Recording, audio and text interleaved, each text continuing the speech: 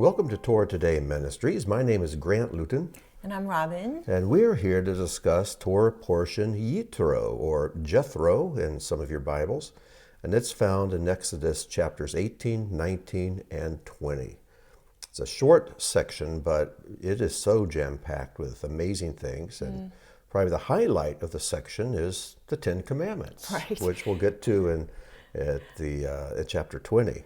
I mean, we both are sitting here before we push the button to begin recording, sensing that this is such holy ground. There's no way we can do justice to everything that is packed in these chapters. But our goal is we sit here early on a Monday. I mean, it is early and it is the beginning of our work week, and I hardly even have my wake voice going on. We hope that as we walk through these chapters that we'll kind of establish X's on the top of the ground for people to dig deeper. Right. It's like, here is something worth exploring. We can't explore for everybody or even for ourselves. We're just sort of mapping it out, right? Right. Yeah. You know, and Jethro, one of the X's I want people to put in their word is Jethro himself, Yitro. This figure is a little controversial. Did he give Moses wise advice or not? Because he wasn't even necessarily an awesome guy all the time. But then he might have been an awesome guy. He was just sort of this guy, and he was a father-in-law. He was the father-in-law, yeah. But anyways, our portion begins with Moses and the Israelites on their way to Sinai, and Jethro catches up to them. Right. And brings Jochebed, Moses' wife, and their two sons. And there's a very joyful... Actually, it's Zipporah. I'm sorry. So I always do that. I know Jochebed's you do. his mother. Before we started, I thought he's going to mix those names up. How many times have I done that? It's okay. Zipporah, yes. Thank you. So before we started, I asked the question, Grant, how many years beyond Eden is this happening? Yeah. You know, we've been expelled from the garden, and mankind has become a bit of a mess. Yes. And so as God meets with the people on Sinai, my sense is that he's given us an eyeglass that we can use to adjust our focus, so that when we see through it, suddenly everything that was so blurry, we can begin to twist into a focus and see Hashem more clearly, see life more clearly. And it was God saying, all right, it's time to invade Earth again with Eden a little bit and remind people what the deal is. Well, it was about 2,000 years from the creation till Abraham came along. And then from Abraham to this point, the story is roughly 500 years. Okay. So, again, it's very rough estimates, but about 2,500 years from Adam and Eve. So, anyways, let's jump into the story around chapter 18, when Jethro happens to be watching Moses at work. Well, Moses shares everything that has happened and how, I mean, it's almost like Moses is wowed by it, and he's saying, listen to what's happened. And Jethro looks around and he sees all these people coming to Moses, and this congregation has grown. And there are complicated issues that continually come to the forefront when, you know, you have a community or a congregation. And here's Moses trying to handle it all. Yes, basically. He's trying to do it all himself. He's trying to do it all himself. Because he just doesn't know better. So Jethro, being older and in many ways wiser, possibly wiser, he watches in verse 13 what Moses judging the people, as Robin, as you just said. And then he says something really interesting. When you look at verse 17, it says, the father-in-law of Moses said to him, the thing that you do is lo tov. It's not good. That phrase, not good, appears only twice in the Torah. The first time is when God said it is lo tov, it's not good that the man dwell alone. And so here again, when Jethro says it's not good, it's because Moses is doing something alone. And it's not good for us to operate as lone rangers, to do everything on our own. We're to be part of a community. So Jethro gives what I believe is wise advice. So Moses must have been sensing there is a better way to live. But he didn't know what it was. Just as Adam had been sensing, I'm yearning for something. There's a better way, and I'm not even sure what that looks like. And here's what's so fascinating to me. God could have just told Moses, Moses, listen, appoint some wise men to help you out with this. But God didn't. He used a Gentile, Jethro, his father-in-law. Yeah. And sometimes God chooses to speak to us through the voice of others. And when we look at Moses' response, we learn some things about what makes a truly great leader. I'd like to share these traits with you. The first thing is we see that Moses accepts the criticism. When someone tells you what you're doing is not good, right away our defenses want to go up. But Moses didn't. He accepted the criticism. Because he was humble. That's right. And then verse 18, he recognized his own limitations. He saw that he couldn't do this by himself. And then he heeds the counsel, and a good leader will heed counsel. And verse 19, Jethro counsels him, now heed my voice, I shall advise you, and may God be with you. You be a representative to God, and you convey the matters to God. In other words, pray. A good leader prays. And then in verse 20, it says, you shall caution them regarding the decrees and the teachings. You shall make known to them, you teach, the path on which they should go and the deeds that they should do. So a good leader warns, he enlightens, and he teaches. Then verse 21, Jethro says, and you shall discern from among the entire people Anshe Chayil, men of valor, accomplishment. And of course, we're all familiar with the Ishet Chayil in the last chapter of Proverbs. Well, these are men of Chayil. That's so interesting, Grant, because recently in our community, we were waiting to see new elders appointed, and the conversation of what are the requirements, what is the list of requirements or things that an elder should do, like the job description. Right. And you wisely pointed out, it's not like that. There's not a job description for an elder. It's a man description. Yes. It's a description of what a mature believer looks like. Right. And when you look at 1 Timothy, chapter 3, where Paul describes the qualifications for an elder, you can see he's drawn from this list right here. These are to be men of valor, and Paul expands on the list. So he's asking Moses to seek out Anshe Chayil, men of valor, God-fearing people, men of truth, people who despise money. And so Moses had to be able to discern people to be able to choose these kinds of men. And then he delegates wisely. He set them in position. And then in verse 22, they shall judge the people at all times. They shall bring every major matter to you. And every minor matter they shall judge. He had to trust the people he appointed. Yeah, you have to be able to delegate and not micromanage. Yeah. And so, but if I can just review these 7 things real quickly, and then we'll just move right on. A good leader accepts criticism, recognizes his own limitations, heeds counsel, he prays, he warns, enlightens, and teaches, he discerns others, he delegates wisely, and he trusts them to do their job. Right. He doesn't micromanage. So anyways, you were saying. Well, what I was just thinking, probably after years of walking alongside you in a wonderful congregation and leadership, you're would never compare yourself to Moses, but no matter how much Moses did all of the things that Jethro suggested, it never prevented a lot of criticism. No, they accused him of doing the opposite of every one of these. Single one of them. So for leaders out there, when you're criticized and accused of the opposite, your job is to examine your own heart and honestly ask yourself the truth regarding what is being criticized. So that brings me to the question quickly, because we have so much to talk about in the following chapters. Grant, how do we know the difference between wise advice and dangerous advice?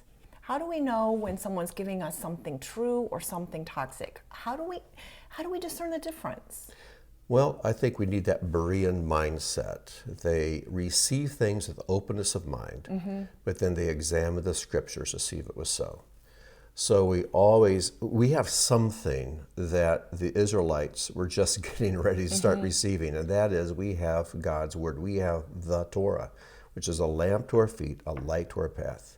And we go to it constantly to see what it says about things, because everything we need to know about walking in this life, you find here in the Torah. It's all there. So I guess to answer my own question as I think about it, when I mentioned earlier that these chapters are like binoculars or an eyeglass that we can turn and twist and get a clearer focus, I know in my life when people give me a word of advice, if it helps me see God more clearly, and reassures me that there's hope and I feel life pouring in, I can know that that's good, solid advice. And there's a difference between life pouring in and relief.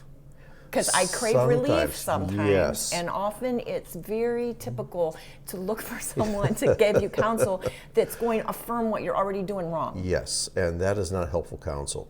And often when people give you good advice, there's hope in it, but it'll also require courage to follow. It doesn't mean it's easy. Yes. But it means it's good. I find that any decision I make that doesn't require courage is probably the wrong decision. All right. Should I say that again? Yes, say that again. Almost any decision I have to make that does not require courage, it'll be the wrong decision. I know that you'll often, we'll say to ourselves and to others who are asking, when there's something that needs to be done in following advice and changing direction, what would you do if fear was not even part of this decision? And if you could move forward and take fear completely off the table and do exactly what you envision being the right and holy and perfect thing, okay, do that. Just do that. Do that. Yeah, I often, it seems like fear is the cancer that eats away the faith of so many good people who want to do well. They're just fearful. We're not permitted to be afraid. Fear is illegal if you are a disciple of Yeshua. If you're a follower of God, you are not allowed to be afraid. Well, fear is the mantra of our Pharaoh, of our enemy. Absolutely. And that's what he speaks into our mind, and that's what prevents us from really walking in life. So let's keep going. Yeah. And well, we come to chapter 19. Right. And there are two verses here I would really like to focus on. Then I know you have a lot of things in chapter 20 to share. But God speaks to Moses in chapter 19, verses 5 and 6. And I call this our mission statement. This was the mission statement for the Jewish people. It's also the mission statement for any disciple of Yeshua. In verse 5 it says, and here are two conditions. If you hearken well to my voice, you listen to my voice. Now that's a living relationship there. And to observe my covenant. This is the written word. And I find some people are good at following what is written, but they cannot hear God's voice to save their necks. But other people don't know the word, they don't study, they're not students of the scriptures. They're always just waiting to hear some voice from God. These are two extremes, and these people will always fall in error. We have to have both. We have to have our ears open to hear what God will speak to us, but we need to study the scriptures to know how to walk out this life. Right. So if you do these two things, you shall be to me a segula. King James translates this a peculiar people. And there are plenty of peculiar ones, but it means a beloved treasure, a special treasure, unique, set apart. Beautiful invitation. Wonderful, wonderful, yes, wonderful thing.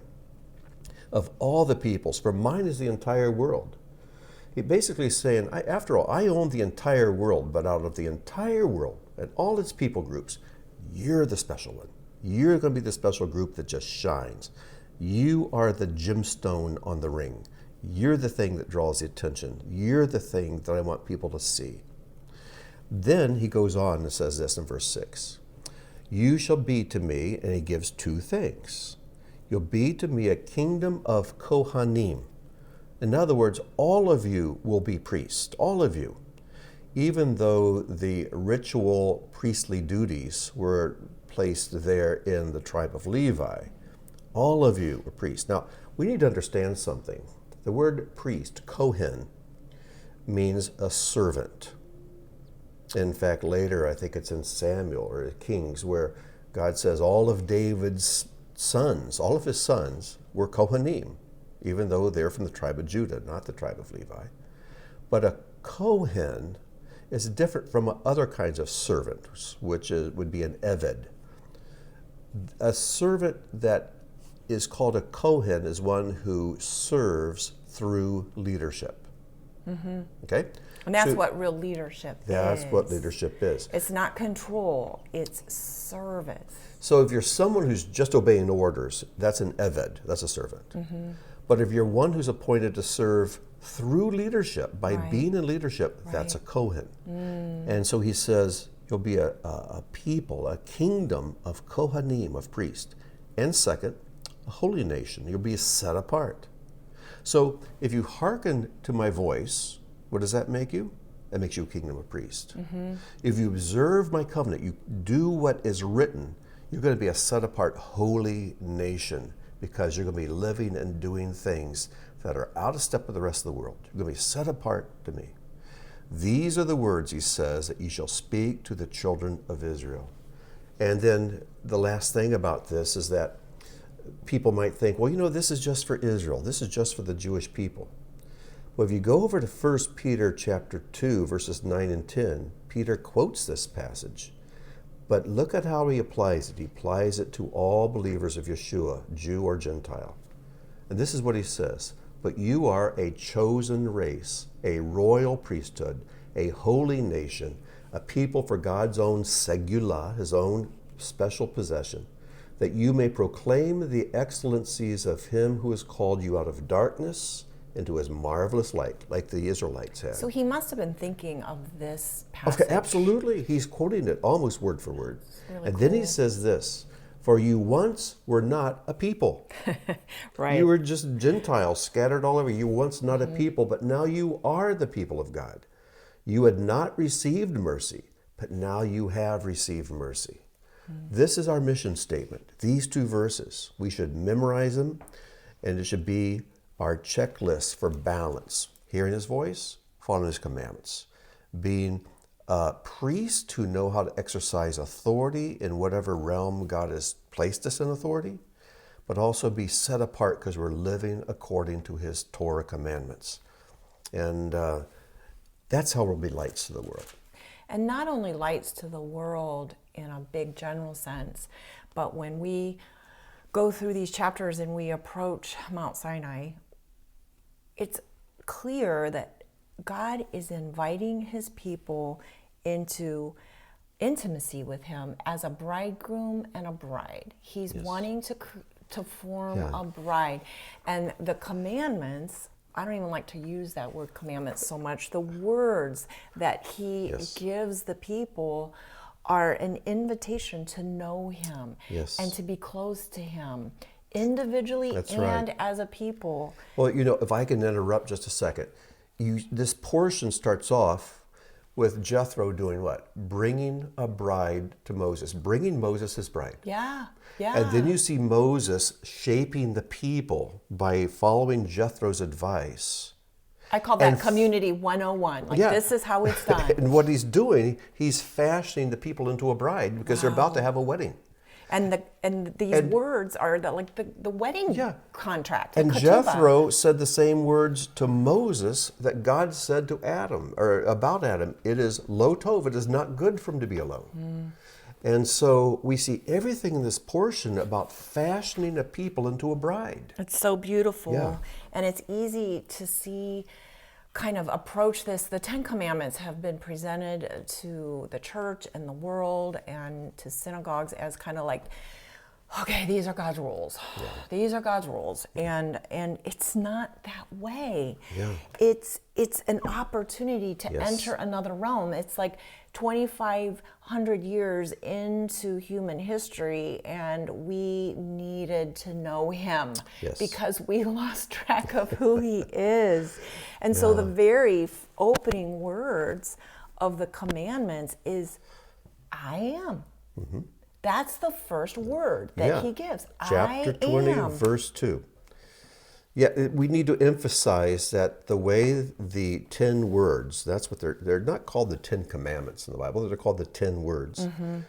The way they're numbered in Judaism throughout the millennia is different from the way they're numbered in the Protestant church, and that's different from the way it's worded in the Catholic church. It's the way so numbered. significant too. And let's take a moment. Let's Why take is the it first so one. important? Read the very first, what we call a commandment, the first word. Okay, it's I am the Lord your God who brought you out of the land of Egypt, out of the house of slavery. That's number one, That's right there. number one. One is done. That's it. And it's so vital to know that that is the foundation, because if we don't know that, then none of the following words make That's any right. sense to us. And it's not a commandment, is it? It's a statement of truth. Right. I am Adonai, your God. That's singular, your God, each of you, who has taken you, singular, out of the land of Egypt from the house of slavery. That's number one. So it's not something you do, it's something you know. It's something you put your faith in. Right. And if you put your faith in that first word, number one, and you really invest in the truth of what that is, you're going to obey 2 through 10. Right. Because this is your God. I am Adonai, your God. So that means you are my people.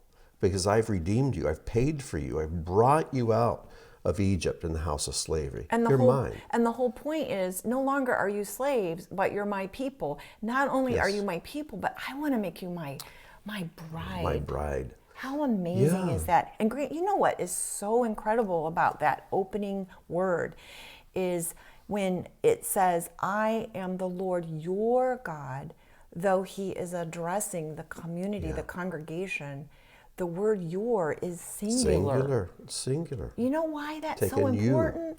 Because it's to each Individual. individual soul. That's right. I read a statement where, you know, as we think about God putting these Hebrew letters and forming words and expressing his own soul and mind, if you will, to his people that he wants to draw close out of love. It says, just as a soul cannot dwell in this world without a physical body to carry it, the spiritual light needs the physical form of the Hebrew letters to enter the earthly realm. Isn't that beautiful? So he's putting his own heart into these words for us to receive. That's right. To know him. Yeah. And if we can approach these words that way, it changes everything, doesn't it? It does. And you know, when you're talking, and we're both talking about how God is calling a bride, fashioning a bride, I was thinking that when you married me, you changed homes. Mm-hmm. You moved out of your parents' house, you moved into my house. And we created a new household. Yeah. So here's God. He's taking these people as a bride at Mount Sinai, and the Jews have always seen Mount Sinai experience as being a wedding ceremony. But then when he went to take them home, they didn't want to go in. He takes them to the right there border of Canaan, the land flowing with milk and honey, and they said, no, we're afraid. Let's go back to mom and dad's. We'll be married to you, but we don't want to live with you. You know, I heard Rabbi Manis Friedman share something this week that just has resonated, and I think it's important to mention at this point. He says, for a marriage to be vital and vibrant and good, it's essential for the man to see his bride to be as the one that he wants to protect and to provide for the rest of her life. Mm-hmm. And it's also important for the bridegroom For the bride. or for the bride to see him as the one that she trusts enough Yes. to follow anywhere. To follow anywhere. To follow anywhere. And I thought, that's Sinai. Yes. Yeah. And God says, I choose you as a bride. I want to provide for you. I want to protect you. I want to make your life as good as it can possibly be. Yeah. And she, in response, Follows him anywhere. hopefully says, you know what? I trust you. I trust your heart. And wherever you go, I will go. That makes a vibrant marriage.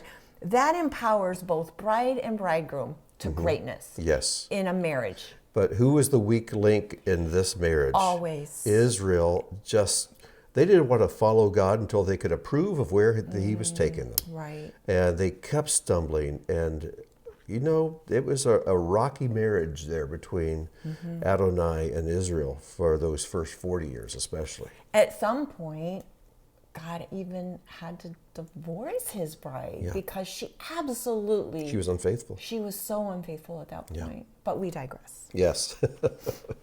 That's for a future episode. Well, it's important to remember that this is the same mountain where Moses had noticed the bush that wasn't consumed by the fire. Yes. And God told him to take off his shoes because he was on holy ground. Right. And we notice that as all of these people now accompanying Moses approach this same mountain, he says, I'm drawing a boundary around this. And the people can't go beyond that or something. They just have to realize they are on such holy ground that they can't even go beyond this point. Yes, that's right. It's the same location as the burning bush experience, but there God spoke to one man and says, don't come any closer. Here he speaks to a nation. Now, here he speaks, the people hear, but they didn't see God. Right. But in next week's Torah portion, Moses, Aaron, 70 of the elders get to see him. So what happens between hearing his voice here and seeing him later? That's something we'll answer next week. And if we want to see God, there's something we have to do. And it's revealed in next week's Torah portion. But as we go through these words, these 10 words, and we're not going to take the time to read them because this is a kickstart for all of us to spend the rest of this week in this portion, seeing these words as I am the Lord your God who brought you out of slavery into a place, and I'm inviting you into intimacy with me as your husband. I want to care for you. I want to provide for you. I'm inviting you to a level and walk in life that is so much better than anything you can imagine. Absolutely. And it's like Dennis Prager said recently. I love Dennis Prager. He's so practical. I'm jealous. And, well, he's not, he's down the list. But he said that when he was asked recently, well, so, okay, you talk about the importance of these commandments. What is the penalty for, say, not observing the Sabbath? Yeah. And Dennis Prager smiled and he said, the penalty for not observing the Sabbath is I missed the Sabbath. Yeah. That is the penalty. Yes. So the built-in penalty for all of these words that God is giving us as his people, as a community and as individuals he's inviting into this relationship is we miss out on being close to him. We miss out on knowing him. Yeah. Paul says that the wages of sin is death. And so we read that and think, oh, if I commit this sin, God's going to kill me.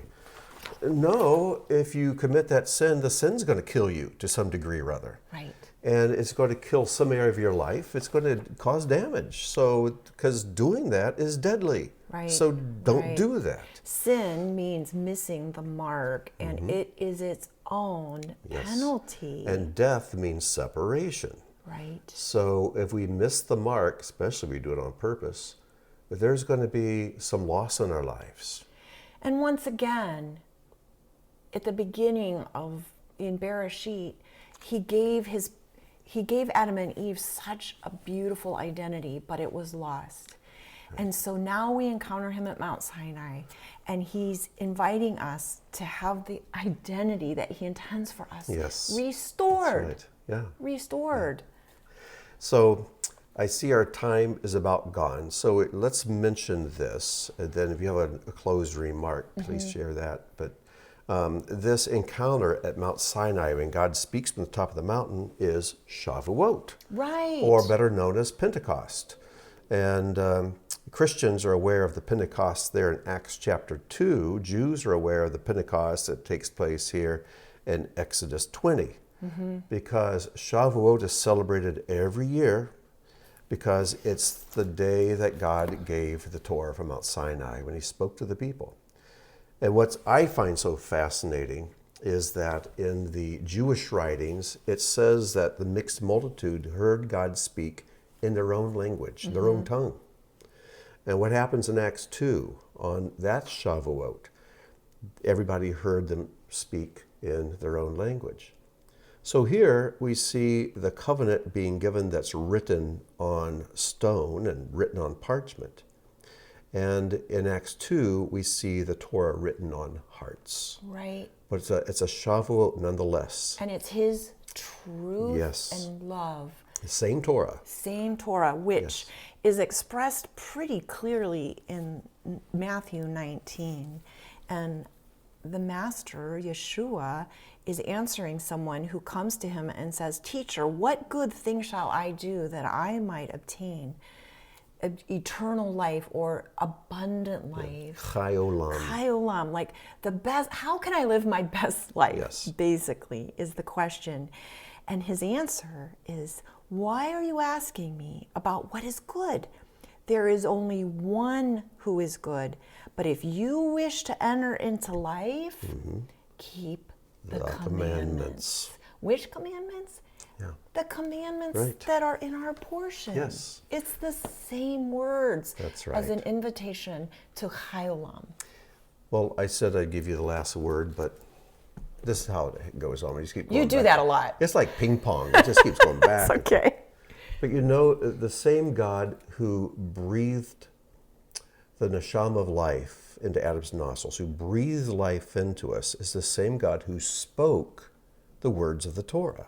Yes. And we're to live by everything that proceeds from the mouth of God. Yes. So our very life comes from him, from his mouth. And we're to live by what comes from his mouth. This is why David can write in Psalm 19, "The Torah of Adonai is perfect, restoring the soul." Our soul was breathed into us by God, and the words that come from God's mouth restore that soul and keep it healthy and alive. Because our soul needs restored. It does. And so every time we take a commandment and we remember this is an expression of God's heart, of his love, of his soul, and as I make it part of my soul comes alive. Just as God was breathing his neshama, his life, into Adam's nostrils. So if there's some dead area of my life, some place that kind of stinks, I need it to be restored. So I need to go back to the source. And I go to the things that proceed from God's mouth. Because there's something in my soul that is not in alignment with God's soul. And his commandments. draw close to your bridegroom. Exactly. So cool. So cool. Oh, so much good stuff. We just scratched the surface, didn't we? Definitely. Definitely just scratched the surface. So next week, we're going to talk about what are the things we must do if we really want to see God. And so we'll meet you here next week when we look at Torah portion Mishpatim, wonderful Torah portion, as they all are. So until then, Shalom, shalom. and God bless.